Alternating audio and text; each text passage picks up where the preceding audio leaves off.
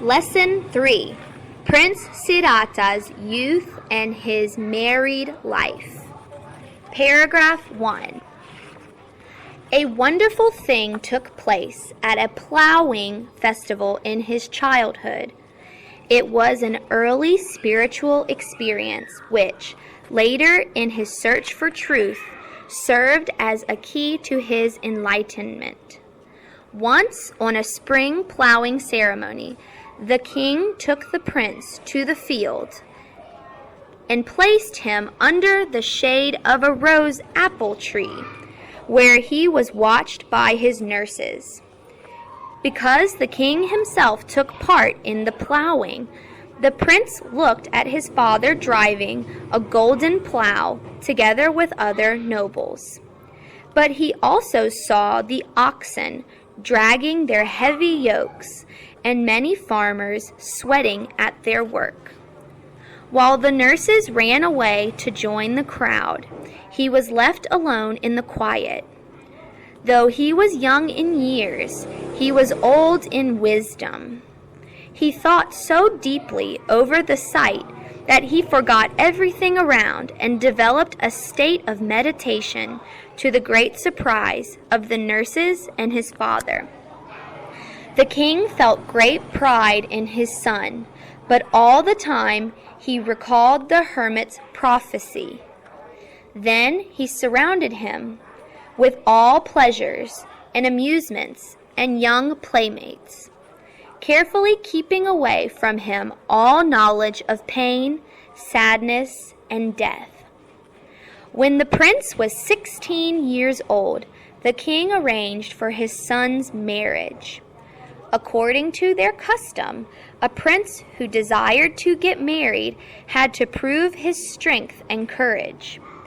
Then the king invited other princes and nobles to meet his son in many contests, and Prince Siddhartha won victory in all of them. Among the beautiful ladies who attended the ceremony, he finally chose the fairest one, the country's beauty, his beautiful cousin, as his bride. She was Princess Yasodhara, daughter of King Supabuddha, a brother of the late Queen Maya of the Kolyas. The king was pleased to see that if his son had home ties, such as a wife and children, he would not leave them, and then he would become a great king. The royal couple led a happy life in 3 palaces built for them, one for the hot season, one for the cold season, and one for the rainy season. Around the palaces were parks of flowers, groves with fountains, and especially lotus ponds.